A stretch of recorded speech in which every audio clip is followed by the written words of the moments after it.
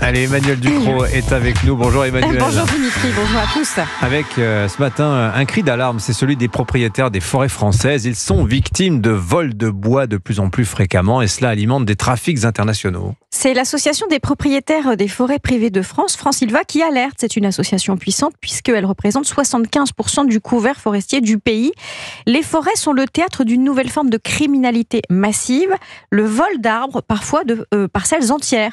Le trafic de bois est très lucratif. Le prix du chêne a doublé ces dernières années. Il peut rapporter jusqu'à 10 à 30 000 euros l'hectare. La France abritant les plus beaux spécimens du monde, cela encourage les vols. Mais comment on fait pour voler un arbre ? Oui, un arbre, ça ne disparaît pas comme ça. Il faut du matériel, il faut de la main-d'œuvre. Mais pour un fric-frac en forêt, les malfrats sont loin des regards et il n'est pas facile pour un témoin de savoir si un bûcheron agit légalement ou pas. Le vol de bois prend donc plusieurs formes. Des coupes claires, c'est-à-dire que les truands sylvestres viennent, ils rasent des hectares de forêt d'un coup, en quelques jours, en abîmant tout sur leur passage.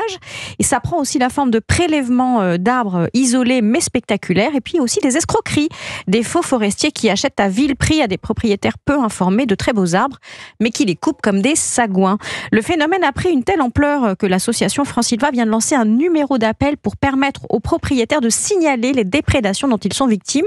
Le phénomène est surveillé de près par le ministère de l'Intérieur et aussi par celui de l'écologie. On sait que le phénomène est en augmentation, mais les pouvoirs publics peinent à le quantifier. Oui, ça paraît fou, mais pour l'instant, l'association Francilva collecte seulement des données éparses. Et c'est pour ça qu'elle a lancé son numéro cette semaine pour alerter, pour faire un recensement plus complet. On a déjà quelques aperçus locaux qui donnent, peut-être en extrapolant une vision plus globale. En Moselle, par exemple, sur ce seul département, depuis 2017, 40 parcelles forestières ont été pillés par des aigrefins, dont 8 pour la seule année 2024. La plupart du temps, les propriétaires hésitent à porter plainte parce qu'ils ont honte de s'être fait gruger par de faux forestiers ou parce qu'ils ne se sont pas aperçus tout de suite des dégâts.